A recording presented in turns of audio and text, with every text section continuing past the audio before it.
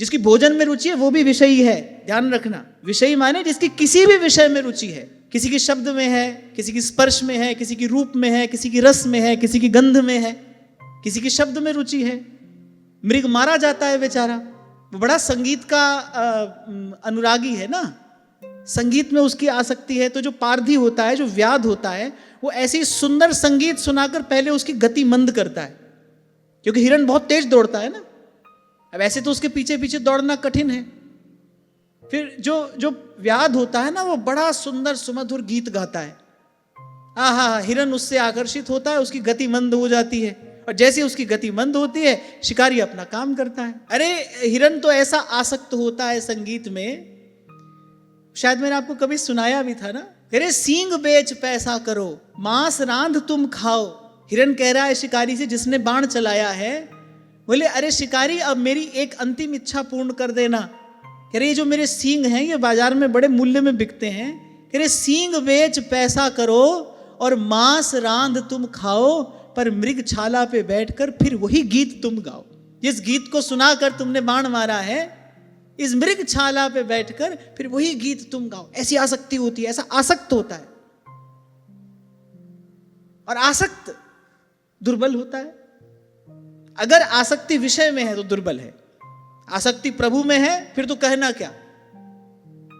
फिर तो धरती आकाश कहीं भी चला जाए उसका मार्ग रोकने वाला कोई नहीं है। लेकिन वही आसक्ति अगर विषय में है फिर उससे दुर्बल और कोई नहीं है।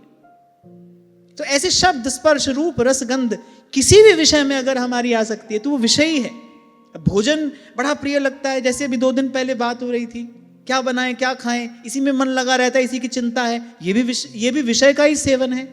ऐसा कोई व्यक्ति है वो भी विषयी है। तभी तो ध्रुवदास जी ने कहा, खान पान सुख चाहत अपने, अरे तिनको प्रेम छुअत नहीं सपने।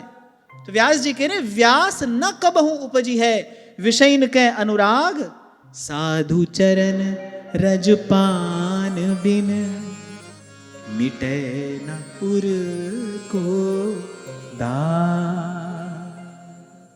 फिर व्यास जी कह रहे हैं, बोले व्यास पराई कामिनी और ना कीजय विश्वास, बोले जो वाकी संगति करे, अरे अंत जो होई विनाश। व्यास पराई कामिनी, अरे कारी नागिन जान, बोले उसको काटने की भी आवश्यकता नहीं है। बोले सूंघत ही मर जाओगे, गरुड़ मंत्र नहीं आन। ये सब बात महापुरुष क्यों कह रहे हैं? बोले इससे इतना सावधान रहना, स्वप्न में भी कहीं मन उस ओर न चला जाए, स्वप्न में भी। और मैंने कहा ना, किसी भी प्रकार से इसकी रक्षा करनी चाहिए। और इस भारत ने तो एक बार नहीं है, अनेक बार देखा है कि किस प्रकार यहाँ की सतीत्व का व्रत निर्वाह करने वाली माताओं ने अपना जीवन बलिदान करना स्वीकार किया, लेकिन कोई पर पुरुष आकर हमारे देह का स्पर्श करे ये उनको स्वीकार नहीं था। जलती अग्नि में वो कूद जाया करती थी। मैं कभी कभी जब इस बात का चिंतन करता हूं तो मुझे लगता है कि कैसा उनका भाव होता होगा, कैसी उनकी पवित्र जीवन शैली होती होगी, कितना साहस उनके पास में होता होगा। वो जलती अग्नि में कूदना स्वीकार करती हैं, लेकिन कोई पर पुरुष आके उनके देह का स्पर्श करे ये उनको स्वीकार नहीं है। और मैं बड़ी विनम्रता पूर्वक कह रहा हूं भाई, ऐसी जननियों के गर्भ से ही या तो दाता जन्म लेते हैं, या शूर और या भगवान के भक्त। ऐसी जननियों के गर्भ से ही जन्म लेते हैं। उनको जन्म लेने के लिए ऐसी ही कोख चाहिए। तभी 2-4 बार जब आए ना हमारे पास प्रेम पत्र, मैंने कहा ये लो, ये आया है नरक का द्वार हमारे पास में। तभी मैंने कहा हमारे पास डंडा तुम्हारे लिए रखा है, अब के तुम आओ हम निकालें तुम्हारा कचूमर। क्योंकि भाई कहा ना मैंने, जैसे भी बन पड़े आप अपनी रक्षा करिए। ये आत्मरक्षा है। कोई अपवित्र भाव लेकर आपकी ओर आ रहा है, किसी भी प्रकार से उसका दमन करिए, उसका निग्रह करिए। ये अपने पवित्र जीवन के प्रति आपका कर्तव्य है।